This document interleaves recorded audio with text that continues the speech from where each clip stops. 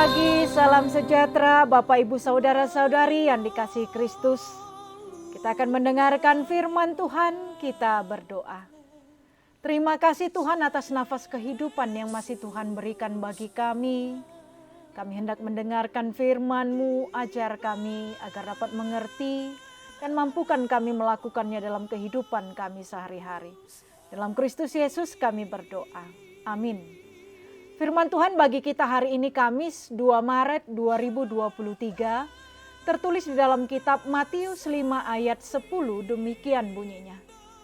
Berbahagialah orang yang dianiaya oleh sebab kebenaran, karena merekalah yang empunya kerajaan sorga. Bapak Ibu saudara-saudari yang dikasihi Kristus, biasanya manusia akan merasa bahagia bila keadaan hidupnya baik-baik saja. Bila harapannya tercapai, impiannya terwujud, bila ada keberhasilan, bertambahnya berkat dan hal-hal baik lainnya.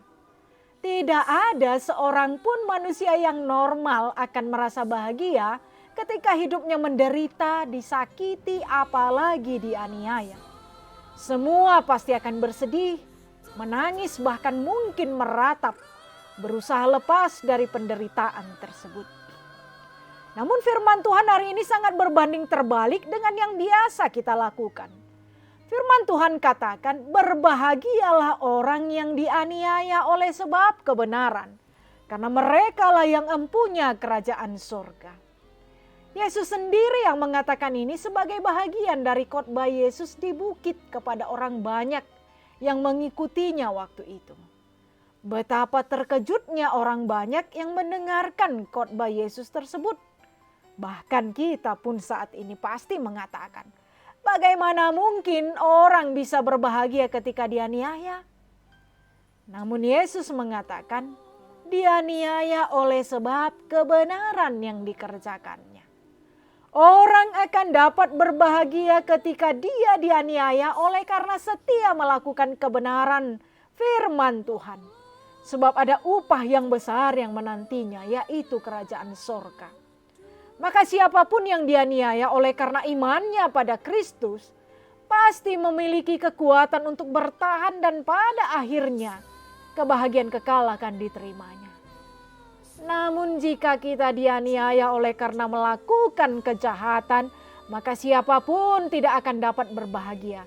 Bahkan yang ada adalah ratapan penyesalan karena telah mendukakan hati Tuhan.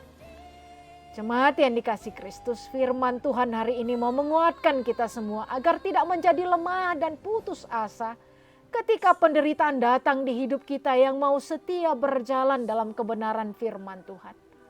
Hal sederhana yang kadang membuat kita teraniaya adalah ketika orang di sekitar kita mengejek atau bahasa sekarang membuli setiap perbuatan benar yang kita lakukan. Aniaya bukan hanya secara fisik tapi juga secara verbal atau ucapan akan sering kita terima dari orang-orang yang tidak menyukai kebenaran firman Tuhan. Orang-orang berusaha menghilangkan rasa damai kita dengan berbagai cara agar kita menyerah hidup dalam kebenaran firman Tuhan. Namun hari ini firman Tuhan semakin menguatkan dan meneguhkan kita untuk terus hidup dalam kebenaran Tuhan sekalipun kita dianiaya.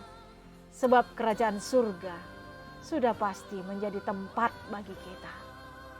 Tuhan Allah katakan dalam Wahyu 2 ayat 10b, hendaklah engkau setia sampai mati, dan aku akan mengaruniakan mahkota kehidupan kepadamu.